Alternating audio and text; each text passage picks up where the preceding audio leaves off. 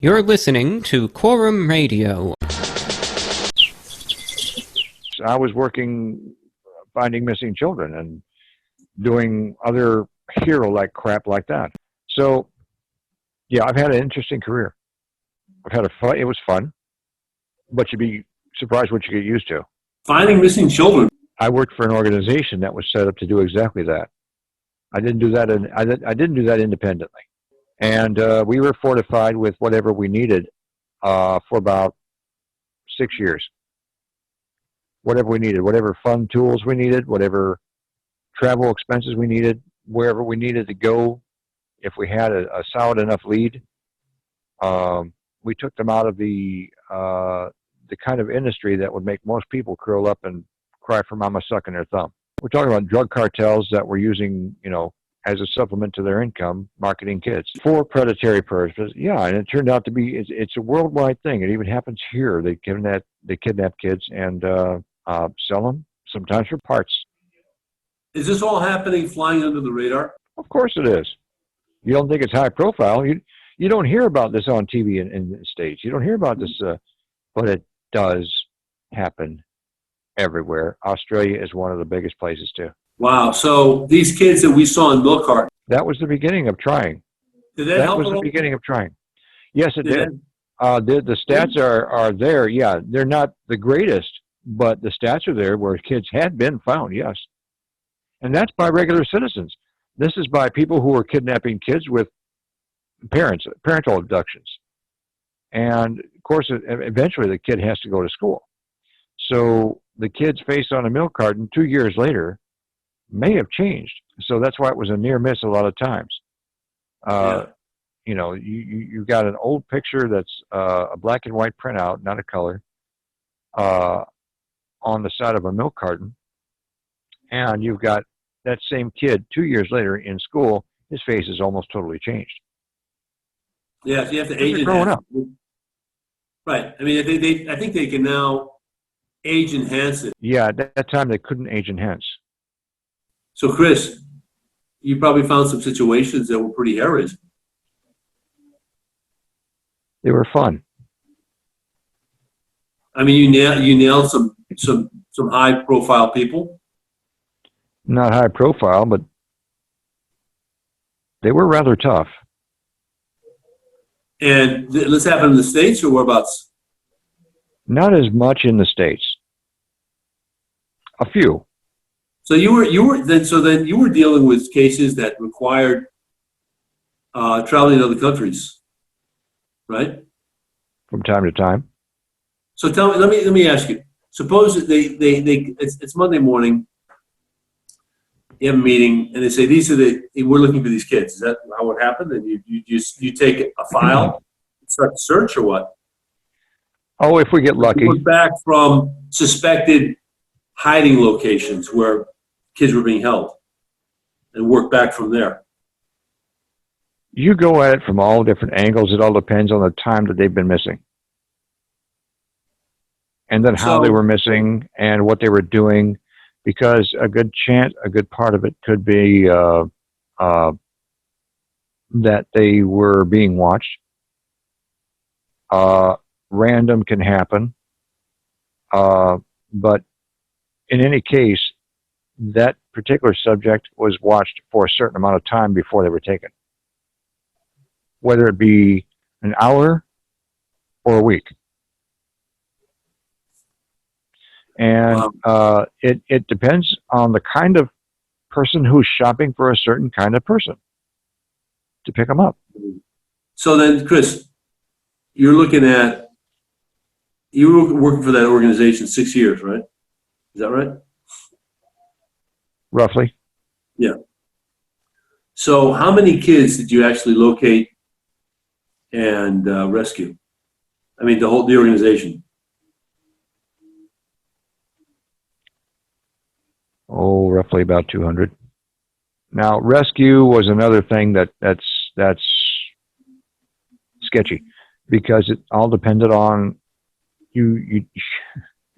If the child is old enough, they never really get rescued mentally.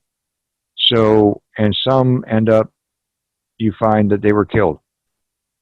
So roughly 200, between 200 and 300 roughly. But that's not a 6-year period of time. That's a 14-year period of time in different capacities that I've been in. Chris, let me ask you. Tell me about some of the cases that were really successful of finding a kid that was absconded, that was kidnapped and trafficked. We're in a city outside of a city in Mexico, and there was a private airport where they flew in their Cessnas. They just fueled them all up. They had several different hangars we had to invade. This was like my second operation. And in those hangars were suspected kids that were stolen. And they were from all over the world. Wow. And we returned 17 of them. And so were they kept like cargo? Were they just standing around chained to a post or what? They were basically in transit. They were getting ready to go to other places. That's why the Cessnas. And you know darn well, if there's Cessnas in this private airport and they've got private hangars, that somebody out there had money. Right. Like drug cartels or what? I can't say. Right. I can't say. So, there's other information. There's other information I can't tell you about, but this is some of the situations. Right. So then these kids, like approximately a dozen or so, what were some of the countries that they were from? Where they were from? Name it. India, the States. Normally it's the southern part of the States. We're talking Arizona, California, Georgia, Texas. Anything easy to get the kids across the border by hand. Take them into the nearest city and jet them off to your location. They're from anything around. I think the most unlikely disappearance that happened to be involved in that was somewhere in Iowa. How they got from Iowa to where they were going to go had to depend on someone tricking them or something, because they were 12 years old when they were taken. So they come from a lot of different places. Sometimes you hear about it off the streets of Las Vegas. Is it mostly kids from dysfunctional families, broken families? No. Whole gamut? There's no one particular type of kid in a particular type of family. It's a target and grab. And what time of the day they grab? Is there any rhyme or reason to it? Sometimes it's a certain look. Sometimes it's a certain age. There's a certain request. Yeah, it's a lot of different things. Wow. So Chris, in this particular case, in this town in Mexico at this airport, so you guys nabbed these kids. I mean, basically got the kids. Then what happened?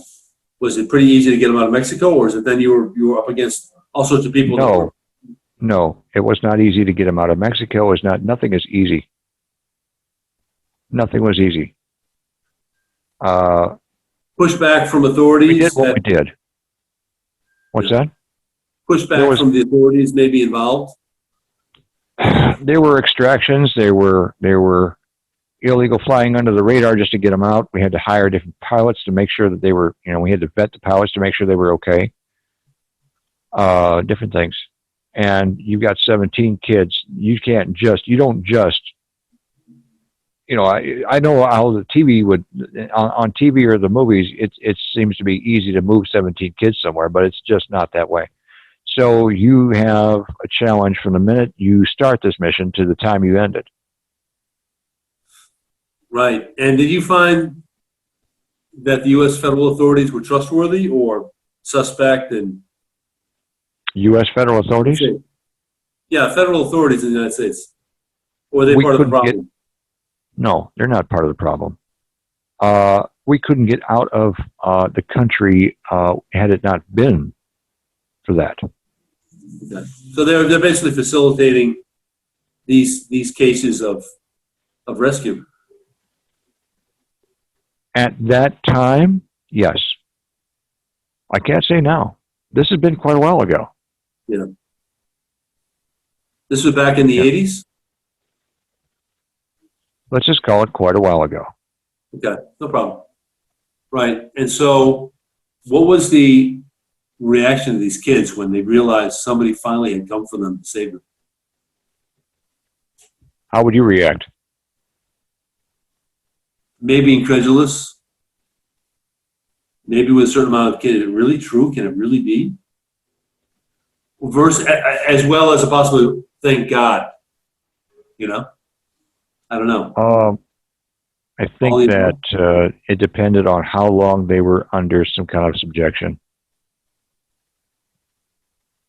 I think that's really what it is, because some of them cried.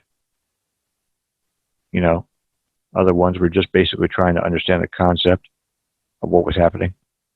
Yeah. You know, there were a lot of things and a lot of people we had to go through to get these kids. And it wasn't easy. As a matter of fact, I had my shoulder torn out that night. So, I mean, there were a lot of things that happened that we had to do to get these kids if we were going to get them. And there were more than 17 there. I'll tell you that. Wow. So, in your opinion, at least at that time, was Mexico a big player in this whole thing? I can't say as to who was a big player. I mean, as far as like a place, a transshipment place for this type of trafficking, was it a big place? I can't say who was the big player or the biggest. I can't say anything about that. And the reason is because you can't blame a country. You can blame the greed, but you can't blame the country. Yeah. Right. I mean, it could be that certain conditions favor it and facilitate it, you know, but wow. So, and I mean, at that time, I mean, the kids basically, once they hit 20, they're just considered too old, right? For these. Well, that's kind of one of the things that I found. It was kind of a loophole in the system. After you're 20, you're supposed to be able to make decisions to get out yourself. Right. But that's not the case. When you're 20, you're institutionalized. If you've been in it for a number of years, you're institutionalized. And your mentality is a little bit warped and changed unless you finally find a way to get out and you still have the desire to get away from it. And then again, sometimes these kids, they grow up like this and they're on drugs, they're drug addicts already, and they get out a different way. So it just really all depends on the type of situation, and every situation is unique to the individual. So there's no way I can tell you that answer correctly. It's not a society as much as it is greed. Kids and people are moved as players' checks, pawns. They're a commodity like farmers use cattle with benefits. So, Chris, based on what you've learned, were these kids being kept chained up? Some. Armed guard? Were they kept under armed guard to protect from escaping, or what? Of course. How did the cowboys herd cattle across the United States? They had a lot of his dogs and horses and guys on horses and security. Why? Because bad guys would come and take the cattle, right? Yeah. There you go. Wow. Only in this case, the bad guys were the good guys and the good guys were the bad guys.